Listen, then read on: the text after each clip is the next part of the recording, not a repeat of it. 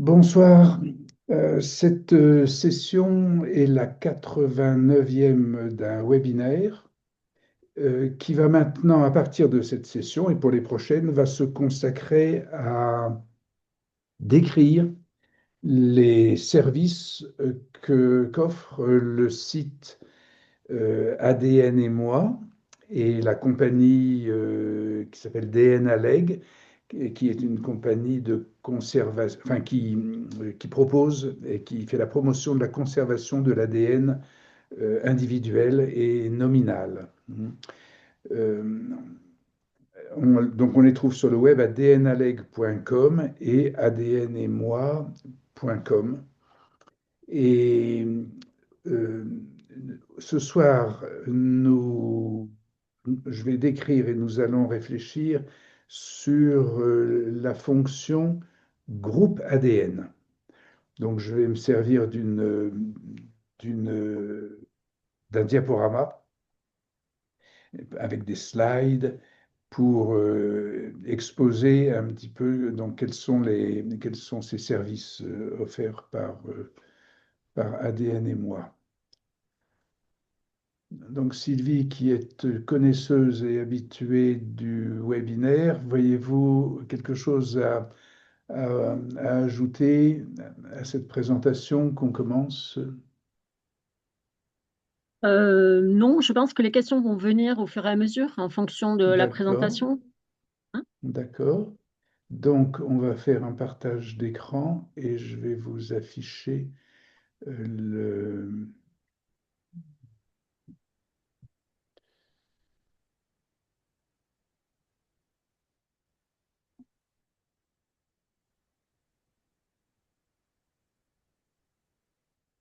Voilà. Vous voyez sans doute donc quatre rectangles qui correspondent aux quatre pages, aux quatre services que ADN et moi offrent sur le web. Et j'ai marqué ici il y a une annexe à ADN et moi.com, c'est adnestmoi.fr, qui souligne l'identité du moi et de l'ADN. Et cette annexe est relatif surtout à une association dont on va parler ou dont on aura l'occasion de parler, qui est, euh, qui est rattachée historiquement et actuellement organiquement donc à ADN et moi, ou bien DNA Leg. Alors, voici quels sont les quatre services, les quatre pages que l'on a, donc les quatre onglets que l'on a au choix. ADN et moi offre des kits de conservation de l'ADN à domicile, chez soi. Il n'y a pas de service de séquençage, d'analyse de l'ADN qui est plus ou moins autorisé d'un pays à l'autre. Nous sommes dans un pays où il convient de nous limiter, ici en France, à simplement la conservation et elle est importante parce qu'elle est nominale, c'est-à-dire que chacun personnellement conserve son ADN comme marquerait un copyright sur ses œuvres ou ses produits personnels. Donc il y a une page de vente de kits. Il y a une page qui s'appelle un curateur mémoriel automate. On consacrera une session à cette fonction. Il y a une page de conseil. Là aussi, on consacrera une session au conseil. Et aujourd'hui, nous allons parler des groupes ADN. Je vais présenter ça comme ça. Alors, on va isoler, singulariser cette page et par rapport aux trois autres. Donc, les groupes ADN sont des groupes que nous invitons à considérer et qui ont pour définition d'être d'être des groupes qui ont un dénominateur commun, de gens qui ont pour dénominateur commun le fait de conserver leur ADN nominalement. En tout cas, d'avoir acheté un kit et donc de pouvoir faire état d'une conservation chez eux de leur ADN. Ensuite, évidemment, ces gens sont, chaque individu est libre de faire ce qu'il veut avec cet ADN conservé. Généralement, c'est dans une enveloppe, sur un buvard, ça peut être dans une petite fiole métallique ou de verre à l'intérieur. Donc, euh, il se pose un problème très vite quand on conserve son ADN, c'est de savoir bah, à quel usage et puis surtout qui va réellement le gérer si un jour on disparaît parce que il est possible que l'ADN ait un usage après notre vie et que ce serait une raison de le conserver. Et, et donc, voici ce que offre ADN et moi comme outillage. Je l'ai inscrit comme ça, c'est-à-dire en jaune, ce sont les groupes, les groupes, et ils sont rattachés sur une page, ils sont rattachés à ADN et moi. Ici, en jaune plein, ce sont les groupes, c'est-à-dire donc ces unités sociales euh, de personnes qui ont pour point commun de conserver leur ADN, ils se connaissent ou pas, il y a, bref, il n'y a sur la page du groupe ADN, et moi, il n'y a que le descriptif de ces groupes. C'est-à-dire que ces groupes eux-mêmes sont indépendants, ils sont autonomes et ils sont privés. Euh, Personne n'a accès à ce qui s'y déroule. Ils sont privés, ils sont autonomes, ils peuvent décider d'être publics, ils peuvent décider de leur organisation, euh, ils sont séparés en tout cas d'ADN et moi. Ils sont indépendants, c'est-à-dire qu'ils peuvent s'associer les uns aux autres ou pas. Ils peuvent dépendre dans leur autonomie de quelques instances ou pas, tout cela dépend absolument d'eux de manière privée.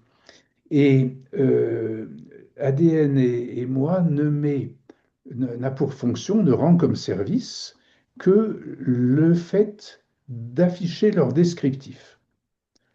Ici, on voit dans cette image que certains groupes sont complètement séparés. Ils se sont un jour constitués et puis ils n'ont plus de lien avec ADN et moi.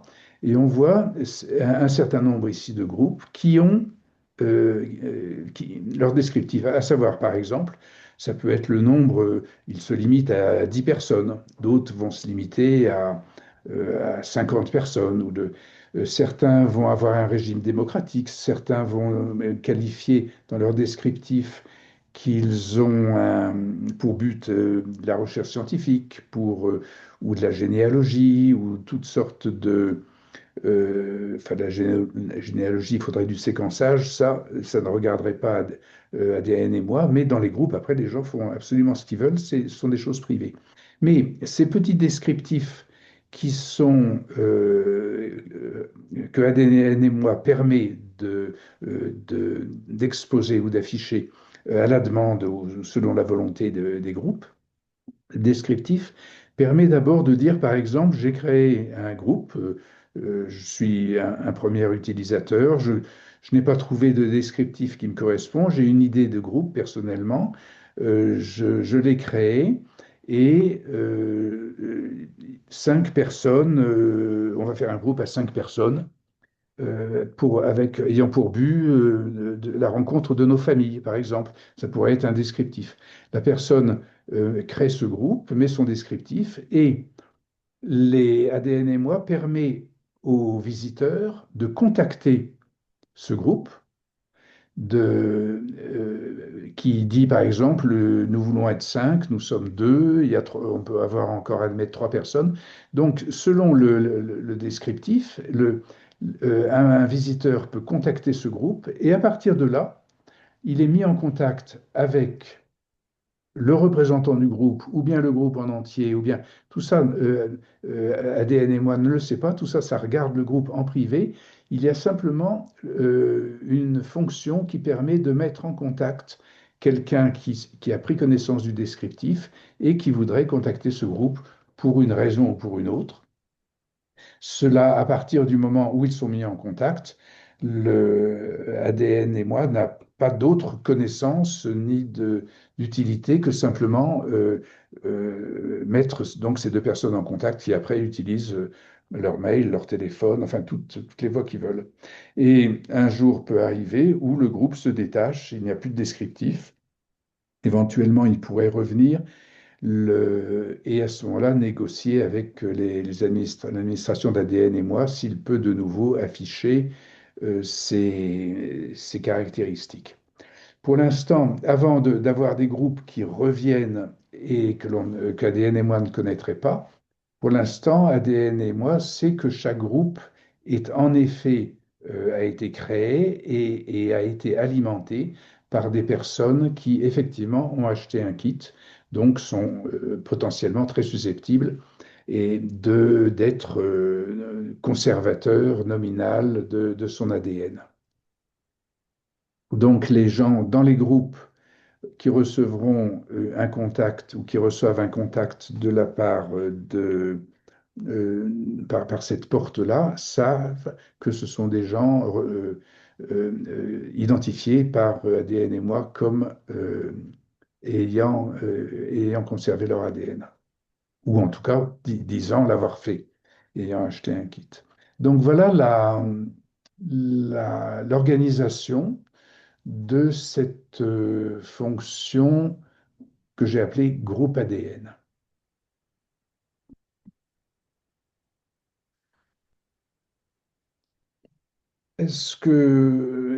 Sylvie, est-ce que vous pensez que c'est assez informatif pour des visiteurs qui voudraient prendre connaissance de cette formule, ou bien voyez-vous des choses à préciser? Euh, Moi, j'ai deux remarques en fait. Donc la Mhm. première, c'est que chaque groupe en fait définit son objectif. Oui, L'objectif d'avoir fait un test ADN, enfin d'avoir conservé son ADN. oui, Euh, oui, Chacun peut avoir un objectif par rapport à ça. Comme vous disiez, ça peut être de la recherche. Enfin bon, là, oui. ça échappe à ADN et moi, mais ça peut Mhm. être de la mémoire, ça peut être Oui, vous m'entendez? pas très bien, mais ça va, c'est Et encore audible. la deuxième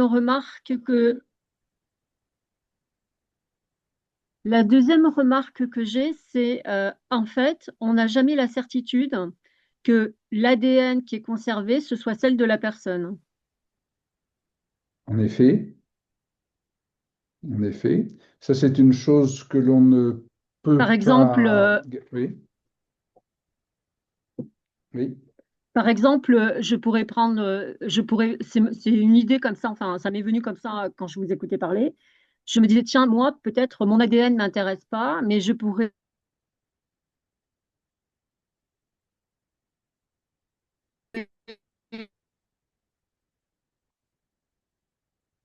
on ne vous entend pas assez à bien. l'insu de ma fille, par exemple, lui prendre son ADN.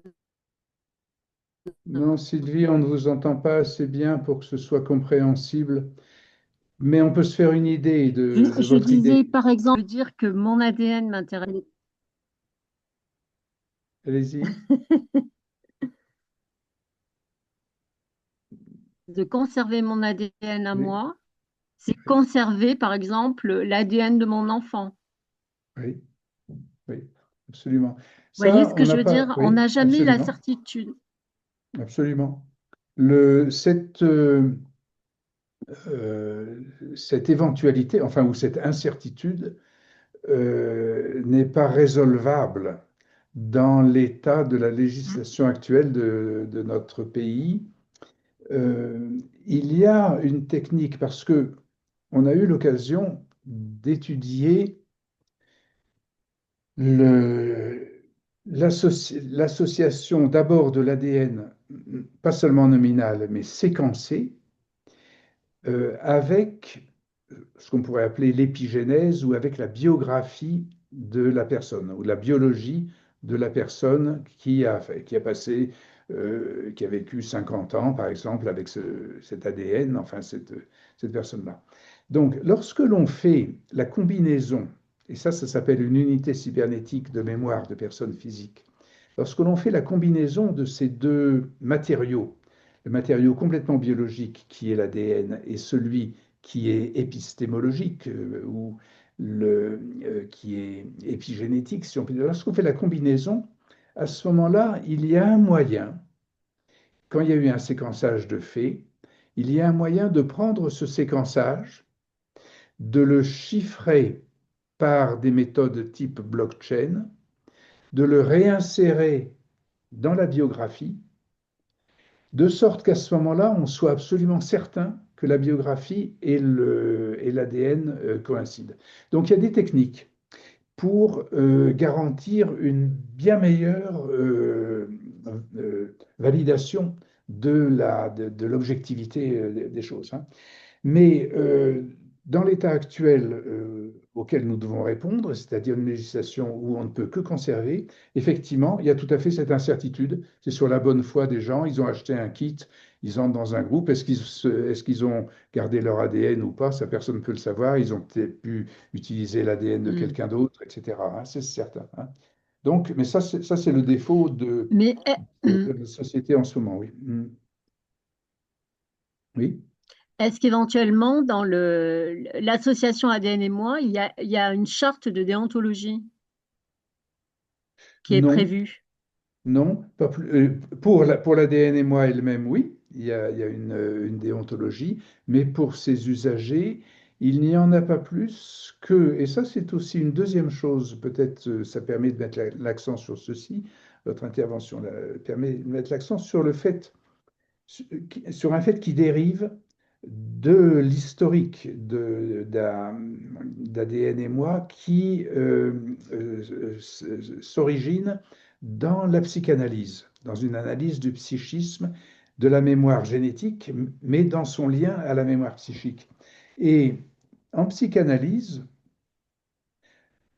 la règle, mais qui s'impose à partir du moment où on écoute un langage subjectif et où on est en relation avec une personne sur la foi de la mémoire, la règle est que on ne peut jamais savoir si la personne dit la vérité.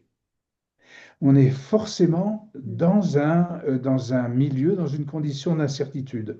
Ce serait une erreur de trop organiser des certifications. Parce que, essentiellement, notre rapport à la mémoire est d'abord un rapport d'incertitude. Et il faut plutôt apprendre à vivre et à gérer l'incertitude plutôt que d'annuler l'incertitude, hein. Ça s'est vu, une petite note, Mm. dans certains comptes rendus par IA des webinaires précédents. À certains moments, l'IA, de sa propre initiative, est intervenue en disant que ADN et moi offraient des structures c'était coulé dans le béton ou je ne sais pas quoi, enfin des garanties extrêmement fermes de non de, enfin de différentes choses légales qui sont très importantes, à savoir la non-divulgation, la possibilité de retirer, d'être effectivement propriétaire de son ADN et tout ça. Donc c'est bien d'avoir des ambitions d'une loi très claire et lumineuse, mais le problème, c'est que l'application des lois dans la vie humaine, plus elles sont rigides et plus elles sont vite totalitaires et tyranniques. Donc, dans la réalité de Mm. la situation de nos vies et de nos mémoires, nous devons négocier quelque chose de beaucoup plus souple que de simplement se garantir de certificats, hein. Hmm. Et ceci étant, il y a effectivement ensuite, hein, je vous ai dit, je reviens sur cette chose, il y a des moyens techniques qui ne sont pas des moyens de convention, de charte ou autre. Il y a des moyens techniques d'assurer, comme les blockchains par exemple, qui assurent la mémoire, ou des moyens techniques d'assurer l'identification, l'identité. Actuellement, on fait avec les moyens du bord, les moyens que la société nous offre, et nous ne prétendons pas, par la société, dépasser toute l'ingéniosité du langage et du traitement de l'information. Hmm. Et je me posais la question aussi de savoir si dans chaque groupe, il y a un référent. Ça dépend des groupes. Oui, Ça c'est le dépend groupe qui absolument des décide groupes. en fait. Oui, Hmm. oui, oui, ça dépend. Alors, on peut Hmm. faire, c'est même pas des suggestions, c'est un outil. On va proposer un outil. Et là, ça va être la deuxième partie. Je vais faire une deuxième séquence de planches qui va éclairer, qui va renseigner sur l'historique. Et l'historique apprend beaucoup sur la nature Hmm. d'un objet, donc sur l'historique de ces groupes ADN. Et puis, ça me permettra de dire, au terme de cet historique, quel est un outil ou une suggestion, enfin, ou qu'ADN et moi peut faire, mais en sachant absolument que le caractère libre et privé de chaque groupe fait qu'il y aura certainement beaucoup d'autres fonctions que celles que le service que peut proposer ADN et moi, à savoir le pluriel analytique, comme je vais l'expliquer là. Donc, je passe à la seconde planche. Ok,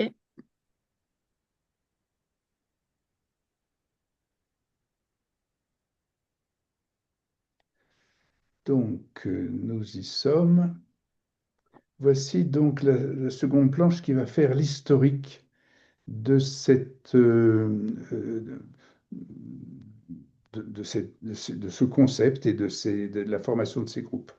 Donc, je reprends une page vierge pour marquer que c'était il y a 40 ans, peut-être même 50 maintenant, enfin c'était en 1985, c'était à Lyon, sans alors penser à l'ADN, mais en pensant d'une part à la psychanalyse et d'autre part au fait que les ordinateurs commençaient à occuper ou allaient commencer à occuper le milieu social.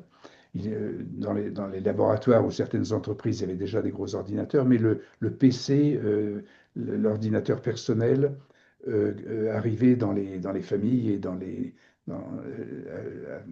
avant même les téléphones, mais pour chaque individu, euh, mais arriver à disposition des individus de la société. Et on a pensé que la psychanalyse à ce moment-là serait affectée ou devrait tenir compte, l'histoire de la psychanalyse aurait des liens avec l'histoire de ce qu'on appelle la cybernétique, hein, pour être bien général sur ce que c'est que l'intelligence artificielle, sur ce que c'est qu'un ordinateur, sur ce que c'est qu'une ligne de code, etc. On appelle ça, c'est une science qui s'appelle la cybernétique et qui se définit comme la relation entre les êtres vivants, le, le- le- entre les êtres vivants et les machines, hein. C'est la science machine. des.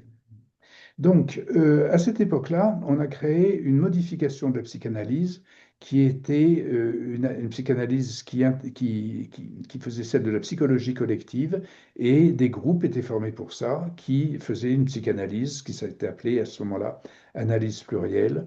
Et elle s'est expérimentée pendant 5 ans, de 85 à 90, ou disons 5-10 ans à 95. Et ensuite, ayant mûri toute une connaissance et une réflexion et une analyse de ce phénomène, de se grouper dans un milieu, enfin de se grouper en analyse dans un milieu où il y avait des ordinateurs qui commençaient à pénétrer le milieu, une dizaine d'années plus tard, nous étions à New York, nous n'étions plus à Lyon, à New York, où là, toujours avec le concept de groupe, nous avons introduit la conservation de l'ADN. Et ce qu'on appelait l'analyse plurielle est devenu à ce moment-là, c'était plus, l'accent n'était pas mis sur l'analyse, comme l'analyse, la psychanalyse, l'analyse du psychisme, l'analyse plurielle, l'analyse individuelle ou choses comme ça. L'accent était mis sur le pluriel lui-même, sur le groupe lui-même était identifié comme un pluriel analytique. Et ce groupe, avec les initiales, l'acronyme, ça faisait PLAN, ce groupe que les gens aimaient bien appeler plan, cette activité identifiait toujours des groupes, c'était toujours ces groupes, du fait qu'ils conservaient, disons qu'il y avait une attention sur l'ADN des individus. Ce groupe avait donc une nouvelle définition et à partir de 95, on va dire, et jusqu'à 2000 ou 2005, en 2000, je suis revenu en France et nous sommes entrés à la troisième phase où, après la conservation de l'ADN qui avait été observée à New York, nous entrions dans la phase où on se rendait compte que les individus qui conservaient leur ADN dans des groupes ou à l'aide d'un groupe le faisaient en vue pas simplement de le conserver, mais de le préserver, c'est-à-dire d'avoir une conservation dynamique et de préserver le caractère vivant ou le caractère causal, si on peut dire, de l'ADN. Et on a appelé ça une préservation. Et à ce moment-là, cette préservation s'est faite donc en réintégrant les activités cybernétiques de l'intelligence artificielle, enfin ce qui allait être l'intelligence artificielle, mais ce qui avait déjà été identifié au départ. Donc on a fait cette espèce de boucle euh, qui, euh, euh, qui indique au temps présent pourquoi nous conservons l'ADN en groupe, ce qui lui donne, là je l'ai mis en couleur, pour exprimer le fait que ça maintenait une espèce d'actualisation de l'ADN que l'on peut appeler une ubérisation. Il y a aussi une compagnie qui s'est appelée ubérisation de la politique, c'est-à-dire que chaque individu entrait en résonance avec son milieu cybernétique ou son milieu d'intelligence artificielle ou cette société informatique dans laquelle nous vivons, parce que les deux codes, le code social, le code de l'appareillage et le code génétique étaient mis directement en fonction, individualisés par la nomination, puisque c'est une conservation nominale, et le rapport direct de l'individu à son système, ça s'appelle une ubérisation. Donc voilà l'historique de ce que l'on peut dire maintenant de ce que l'on propose comme étant ces groupes ADN. Alors, euh, pour parler du service à ce moment-là que ADN et moi propose, c'est-à-dire de quelle manière ces groupes peuvent-ils se gérer. Certains vont dire on se gère par, on va tous, on met c'est un notaire qui va gérer le groupe. D'autres vont dire c'est une démocratie. D'autres vont dire c'est uniquement, on va tous mettre l'ADN dans un logiciel d'intelligence artificielle, etc. Nous proposons ce qui a été à l'origine la, la, l'idée de source qui nous avait, qui avait évolué vers ce produit que nous offrons actuellement. Donc l'idée de source, c'est des groupes d'analyse plurielle, de psychanalyse de groupe. Cette psychanalyse de groupe, à partir du moment où la psychanalyse s'est immergée dans les groupes, ou a fait une analyse de la psychologie collective, elle s'est transformée en ce qu'on appelle une vieille tradition de l'époque de Platon, de l'époque de la République athénienne. C'était ce qu'on a appelé l'art de la mémoire, qui a été transmis à Rome, puis a brillé durant à la Renaissance, etc. Donc c'est cette analyse plurielle qui à terme, donc, arrive à présent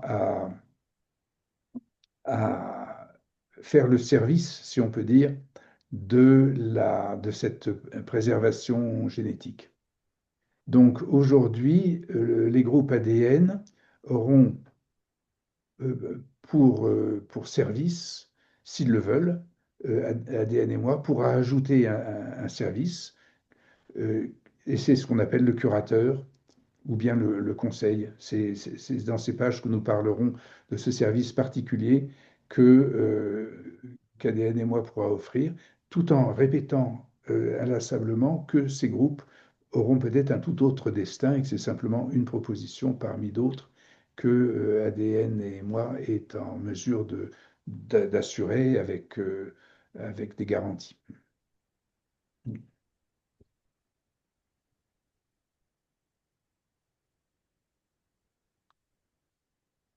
Oui, ça a répondu un peu à votre question, hein. Oui. Donc du coup, il va y avoir plusieurs pôles, en fait, quelque part. Donc il y a les Mhm. kits, il y a le conseil, Oui, curateur et les oui, groupes, en les fait. groupes, voilà. Oui, c'est ça, oui. D'accord. Et moi, par contre, j'ai pas tout à fait compris le rôle du curateur.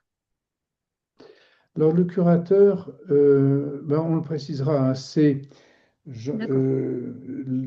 bon, j'en ai parlé tout à l'heure. Il s'est avéré que lorsque l'on a un ADN que l'on peut séquencer et que l'on peut, par ce séquençage, rattacher de manière Mm. extrêmement rigoureuse à une biographie, donc d'avoir un panorama extrêmement large, puissant, profond d'une individualité, hein.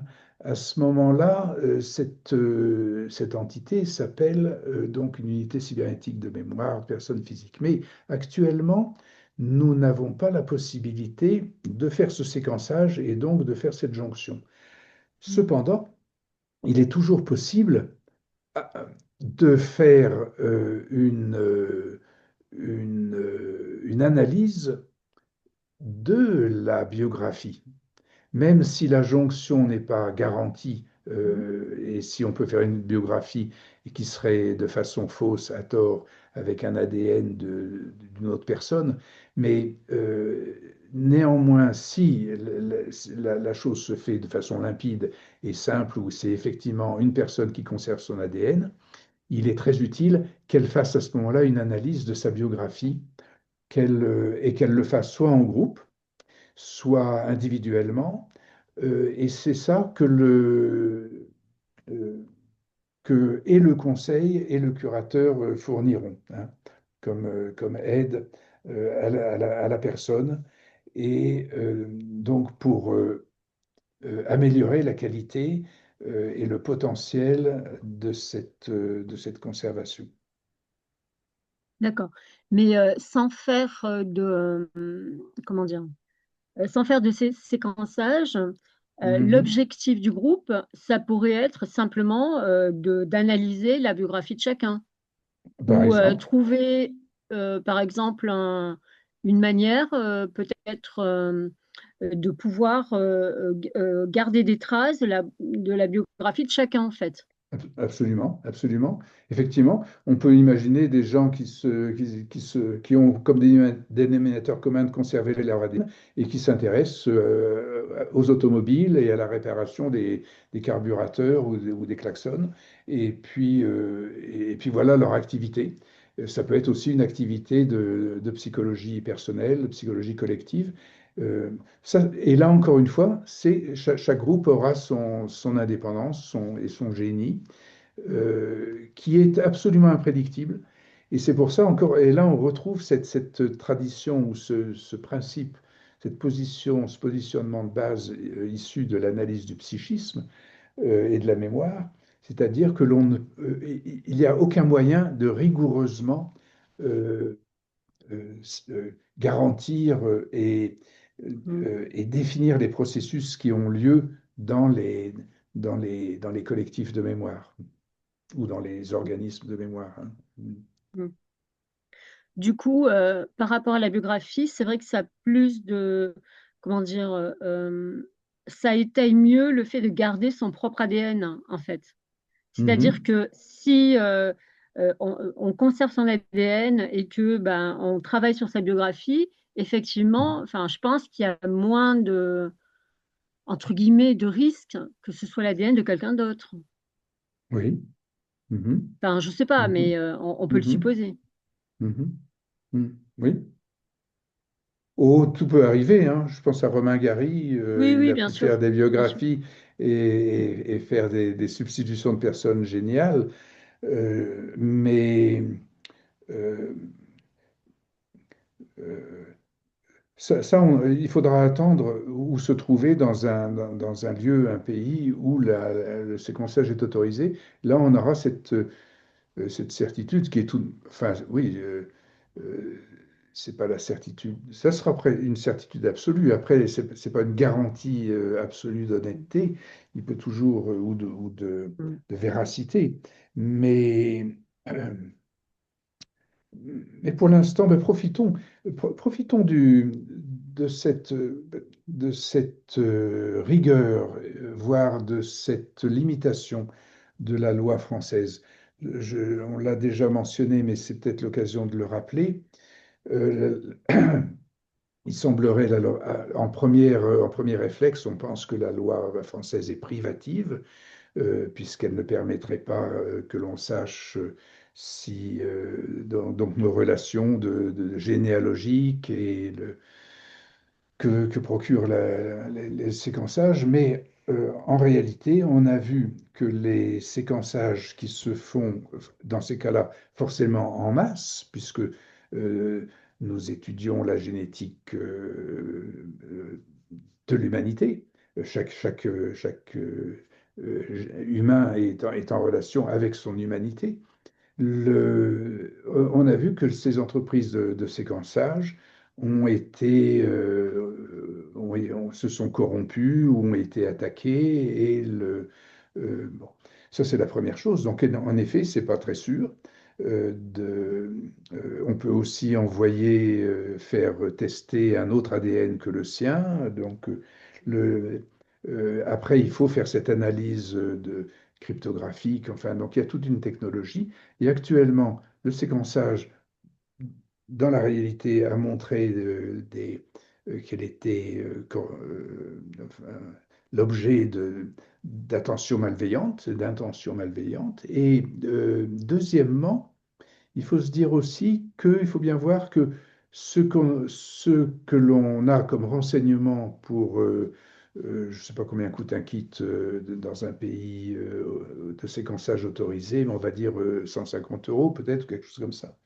Eh bien, on a très très peu de renseignements en fait. On sait si on a un tant de pourcentage de Cro-Magnon et puis c'est à peu près tout. Après, on peut effectivement trouver des relations familiales, mais c'est très statistique, disons que les renseignements sont faibles par rapport à d'autres sources de renseignements.